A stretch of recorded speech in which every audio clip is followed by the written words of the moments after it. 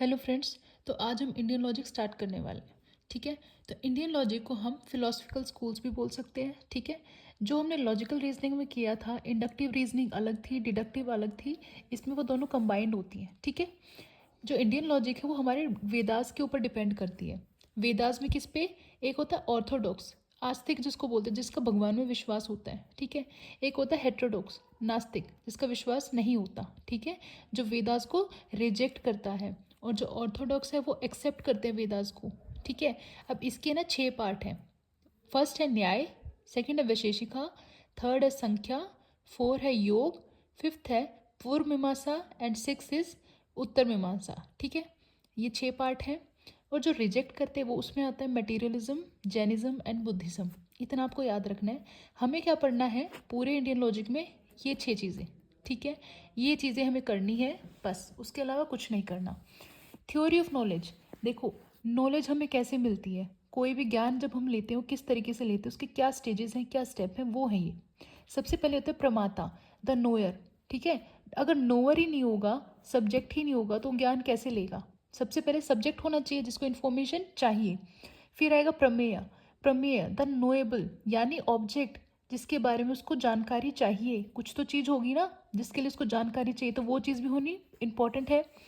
फिर होता है प्रमाण। प्रमाण होता है प्रोसेस ऑफ नोइंग, किस सोर्स से वो देख रहा है वो चीज़ें, क्या थ्योरी उसको मिली है, सोर्स कौन सा है जिससे उसको ऑब्जेक्ट के बारे में जानकारी मिली है। एंड फोर्थ इज प्रमिति। प्रमिति होती है जो उसको नॉलेज मिली है, यानी जो कंक्लूजन उसका होता है, रिजल्ट निकलता है। ठीक है। कि जो नॉलेज उसने एक्वायर की है, किसके थ्रू? सोर्स के थ्रू, यानी प्रमाण के थ्रू। ठीक है। जैसे मैन रिसर्च ऑन स्कूल, आदमी जो रिसर्च किस पे कर रहा है? स्कूल पे। ठीक है। तो प्रमाता हो गया मैन, यानी सब्जेक्ट, नोअर जिसको जानकारी चाहिए, किसके बारे में चाहिए? स्कूल के बारे में। प्रमेय, ये हो गया हमारा ऑब्जेक्ट। क्लियर है थ्योरी ऑफ नॉलेज? हमें ज्ञान कैसे मिलता है? प्रमाण। प्रमाण एक संस्कृत वर्ड से वर्ड आया ये। ठीक है। इसका मतलब क्या है? प्रमा। प्रमा यानी सही जानकारी। ठीक है। सही जानकारी इसका मतलब है। अब प्रमाण जो है ना हमारे, वो 6 टाइप्स के हैं। 6 टाइप्स कैसे हैं वो आपको मैं बताती हूँ। सबसे पहले हमें करनी इसमें न्याय एपिस्टेमोलॉजी। ठीक है। इंडियन लॉजिक का नाम आते ही न्याय एपिस्टेमोलॉजी आपको याद होना चाहिए, क्योंकि ये जो 6 चीज़ें हैं ना, यही इंपॉर्टेंट है। ठीक है। इसमें क्या होता है? हाउ टू गेट नॉलेज, यानी मीन्स ऑफ नॉलेज, नॉलेज हमें कैसे मिलेगी। सबसे पहला होता है प्रमा। प्रमा होता है वैलिड। ठीक है। एंड दूसरा इज अप्रमा, जो होता है इनवैलिड। ठीक है। जिसमें डाउट होता है, ठीक है, कुछ ना कुछ एरर होता है। अब इसमें प्रमा में ये 4 चीज़ें हैं। फर्स्ट इज प्रत्यक्ष, जिसको हम परसेप्शन भी बोलते हैं।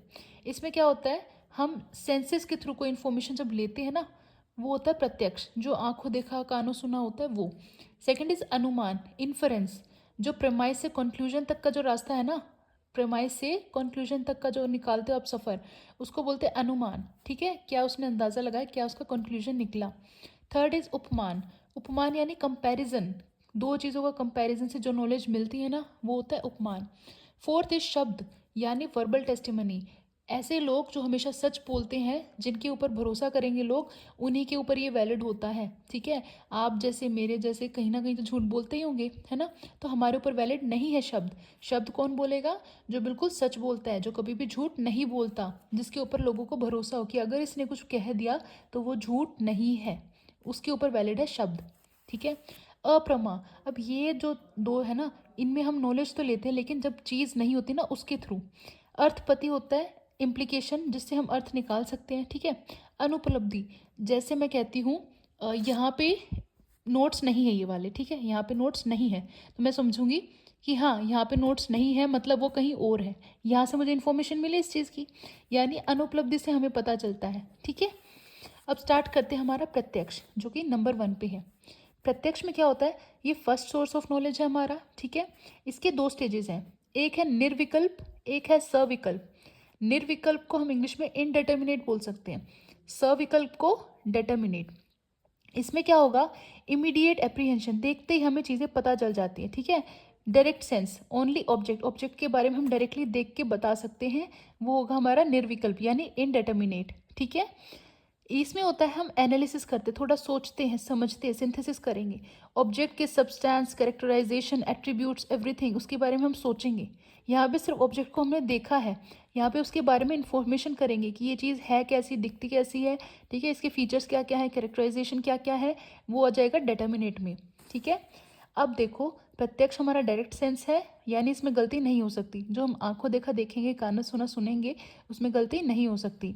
नॉलेज गेन बाय 5 सेंसेस, जो हमारे 5 सेंसेस है ना, आँख नाक वगैरह, तो वहाँ से हम नॉलेज को लेते हैं, टच करते हैं, स्मेल करते हैं, ठीक है, सूंघते हैं। तीसरी चीज़ ordinary plus extraordinary perception, 2 तरह के परसेप्शन होते हैं। ऑर्डिनरी जो हम लोग यूजुअली लेते हैं, एक्स्ट्रा ऑर्डिनरी हम नहीं कर सकते, ठीक है, वो कौन करेगा अगले पेज पे मैं बताती हूँ, ठीक है।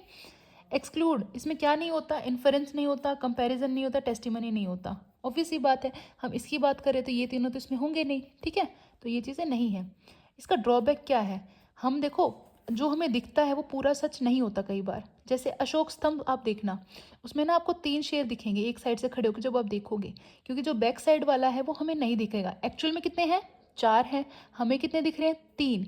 तो इनकम्प्लीट नॉलेज मिली ना, हमने तो जो देखा है उससे उसको सच मान लिया, लेकिन इसमें भी कमियां होती हैं। ये था हमारा ड्रॉबैक, ठीक है। अब जो 2 टाइप्स थे ना हमारे प्रत्यक्ष के, ऑर्डिनरी और एक्स्ट्रा ऑर्डिनरी, वो करेंगे। ऑर्डिनरी होता है हमारा लौकिक, यानी जो साधारण ज्ञान होता है। एक्स्ट्रा ऑर्डिनरी जो असाधारण होगा, अलौकिक, ठीक है। ये तो हम यूजुअली लेते हैं अपने डायरेक्ट सेंसेस के थ्रू, ठीक है।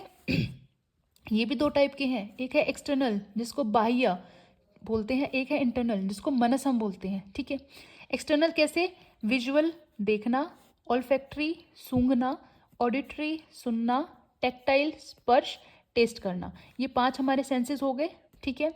लेकिन कई बार जो हम बोलते हैं ना वुमेन में 6th सेंस होती है ना, वो हमारी एक्स्ट्रा ऑर्डिनरी में आएगा।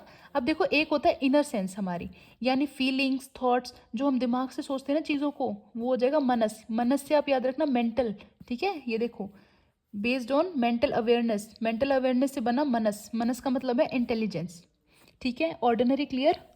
अब देखो एक्स्ट्रा ऑर्डिनरी, ये 3 टाइप का है हमारा, एक सामान्य लक्षणा, एक ज्ञान लक्षणा, एक योगज। वैसे तो इसको ज्ञान नहीं बोलते, ज्ञान बोलते हैं, ठीक है, लेकिन मैं ज्ञान में ज़्यादा कंफर्टेबल हूँ इसलिए मैं ज्ञान बोल रही हूँ। प्रॉपर संस्कृत वर्ड अगर देखो तो इसको ज्ञान लक्षणा, ज बोलते हैं, ज, ठीक है। हम ज्ञ ज्ञानी बोलते हैं ना, ज्ञ ज्ञानी नहीं होता, वो ज होता है एक्चुअली में, ठीक है। सामान्य लक्षणा, ज्ञान लक्षणा, योगज। अब देखो सामान्य लक्षणा में हम परसेप्शन करते हैं, यूनिवर्सल, ठीक है। पर्टिकुलर चीज़ से हम जनरलाइज कर देंगे उसको, ठीक है, पर्टिकुलर से जनरलाइज, पर्टिकुलर से जनरलाइज, याद रहेगा, ठीक है। कोई एक चीज़ है उसके बेसिस पे हम सबको वैसा मान लेंगे, ये हो गया हमारा सामान्य लक्षणा। ज्ञान लक्षणा, a complicated perception through association, ठीक है, जिसको हम 6th सेंस बोलते हैं ना लड़कियों में, किसी किसी को आती है भाई मुझे 6th सेंस आ रही है कि ये चीज़ गलत होने वाली है, और वो हो भी जाती है, ठीक है। ये होता है नॉर्मल फंक्शनैलिटी से आगे को देखना या फिर आगे का सोचना, ठीक है। इसको हम अन्यात ख्याति भी बोल सकते हैं, ठीक है, यानी थ्योरी ऑफ इल्यूजन। थर्ड है योगज, ये किसके पास होता है, जो योगी वगैरह होते हैं ना, जो मेडिटेशन वगैरह करते हैं, उनके पास सुपरनेचुरल पावर्स होती हैं, वो कर सकते हैं ये, ठीक है। Is the intuitive and immediate perception of all the objects, जैसे योगी वगैरह नहीं बताते, आपका भविष्य बता देंगे, आपका पास्ट बता देंगे, आपका प्रेजेंट बता देंगे, ठीक है, उनके पास पावर होती है जो मेडिटेशन से वो लेते हैं। यहाँ पे हमारा प्रत्यक्ष कंप्लीट हो गया। आज हम 2 ही करेंगे, प्रत्यक्ष एंड अनुमान, ठीक है। सेकंड है अनुमान, जिसको हम इन्फरेंस बोलते हैं। ये हमारा सेकंड मीन्स ऑफ नॉलेज है, ठीक है। इसमें क्या होता है, जो हमारे प्रिपोजिशन के बेस पे नॉलेज गेन करते हैं, ठीक है। प्रिपोजिशन हमारे पास होती है, 2 स्टेटमेंट होती हैं जो प्रूव नहीं हुई, उससे हम कंक्लूजन निकालते हैं, ठीक है, ये हो गया अनुमान। गिव्स ट्रू नॉलेज, सही नॉलेज इससे हमें मिलेगी। वेदर और कंक्लूजन इज राइट और रॉन्ग, हमें पता चल जाएगा हमारा कंक्लूजन सही है या गलत है ना। लॉजिकल रीजनिंग में हमने किया था ना वो चीज़, वैलिड आर्गूमेंट। एक नॉलेज के बेस पे दूसरी नॉलेज तक पहुंचते हैं, इसमें एक नॉलेज मिलेगी, 2 प्रेमाइसेस हैं, उससे हम कंक्लूजन पे जाएंगे, ठीक है। मीडिएट और इनडायरेक्ट, हम मीडिएट करेंगे, इसमें इनडायरेक्ट नॉलेज हमें मिलेगी, ठीक है। डायरेक्टली जो एक था ना 2 टाइप का, एक होता है इमीडिएट, एक होता है इमीडिएट। इमीडिएट में हमें क्या किया था, जो डायरेक्ट हमें पता चल रहा है, जैसे no bees are flies therefore no flies are bees, एक ही चीज़ को घुमा दिया, कुछ भी अलग स्टेटमेंट उसमें नहीं आई, वो था हमारा इमीडिएट। ये है मीडिएट, जिसको हम प्रेमाइसिस से कंक्लूजन तक जाएंगे, ठीक है, हम सिलोजिज्म करेंगे, इसलिए इसको मीडिएट बोला गया है। एक होता है देखो मिडिल टर्म, हमने किया था ना लॉजिकल रीजनिंग में, मिडिल टर्म को इंडियन लॉजिक में हेतु लिंगा, ये दोनों चीज़ बोलते हैं, ठीक है।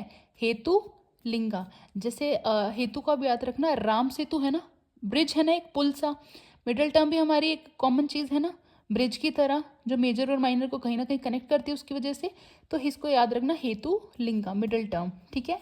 एंड माइनर टर्म को हम यहाँ पे बोलेंगे पक्ष एंड मेजर टर्म को साध्य, ठीक है।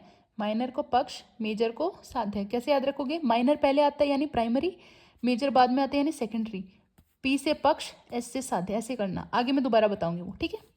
अब देखो, अनुमान is defined as the knowledge of an object, किसी ऑब्जेक्ट की हम नॉलेज यहाँ से लेते हैं अनुमान से, ठीक है। लिंगी, लिंगी बोलते हैं हम ऑब्जेक्ट को, ठीक है। Due to previous knowledge of mark, यानी हेतु, जो हमारा लिंग है ना मिडिल टर्म, मिडिल टर्म से हम इसमें नई इन्फॉर्मेशन लेते हैं, किसकी, लिंगी की, लिंगी यानी ऑब्जेक्ट, ठीक है। अब कैरेक्टरिस्टिक्स देखो अनुमान की, तीन तरह के हैं, एक है साइकोलॉजिकल, एक है नेचर ऑफ व्याप्ति, एक है बेस्ड ऑन इंडक्शन। साइकोलॉजिकल में आप दो चीज़ें हैं, स्वार्थ, प्रार्थ। स्वार्थ से क्या समझते हो आप, जो सेल्फिश होते हैं, सिर्फ अपने बारे में सोचते हैं। प्रार्थ, अपने बारे में नहीं सोचते, दूसरों का सोचते हैं, उन्हें कन्विंस करने का सोचते हैं, ये हो गया प्रार्थ, ठीक है। हो गया दो चीज़ें। फिर आता है पूर्वावत, पूर्वावत यानी पूर्व, पहले कॉज फिर इफेक्ट, पहले कॉज फिर इफेक्ट। जैसे अगर आपने काम नहीं किया, काम करके नहीं लेके गए होमवर्क, आपको क्लास में स्लैप मिलेगी, ठीक है। आपको थप्पड़ क्यों पड़ा, क्योंकि आपने काम नहीं किया था, आपने पहले कॉज दिया था उनको, जिसका इफेक्ट आपको वहां मिला, ठीक है। शेषावत में होता है पहले इफेक्ट फिर कॉज, पहले इफेक्ट हो जाएगा बाद में, जैसे कई टीचर है ना पहले ही थप्पड़ मार देते हैं, ठीक है, मुझे थप्पड़ क्यों मारा, कॉज बताते हैं कि भाई तू बाद में गलती करेगा, बोलते हैं ना ऐसा, वो है शेषावत। तीसरा है सामान्यतः दृष्टा, जो जैसा है वैसा ही रहेगा, इसमें कुछ भी अलग नहीं होगा, नो एक्शन टेकन, ठीक है, ये हमारा सामान्यतः दृष्टा। अब इंडक्शन की बेस पे तीन थे हमारे, केवलन्वयी, केवलन व्यतिरेकी एंड अन्वयव्यतिरेकी, ये तीन है। केवलन्वयी है positive relation, middle term is always positively related to major term, middle term हमेशा मेजर टर्म के साथ पॉजिटिवली रिलेटेड होगी, वो होगा केवलन्वयी, ठीक है। वहीं अगर middle term negatively minor term के साथ देती है, ठीक है, एंड मेजर टर्म के साथ नेगेटिव होती है, ठीक है, तो ये हो गया हमारा केवलन्वयी रेकी, इसमें होता है नेगेटिव रिलेशन, ठीक है। मिडिल टर्म जो है वो मेजर टर्म के साथ नेगेटिव होगी यहाँ पे। अन्वयव्यति रेकी, इसमें क्या होता है, न्यूट्रल रिलेशन, ठीक है, ना पॉजिटिव ना नेगेटिव, न्यूट्रल रहेगा।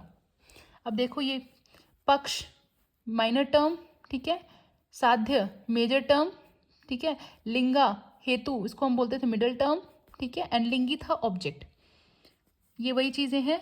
एस से आप याद रखना मेजर टर्म साध्य, पी से याद रखना माइनर टर्म पक्ष, ठीक है। पी फॉर प्राइमरी जो पहले आएगा, माइनर पहले आती है ना हमारी, प्राइमरी से पक्ष, सेकेंडरी से साध्य, ठीक है। मिडिल टर्म हेतु लिंगा साइन मार्क को जो भी समझो, लेकिन हेतु एंड लिंगा यूजुअली हमारे इंडियन लॉजिक में होता है।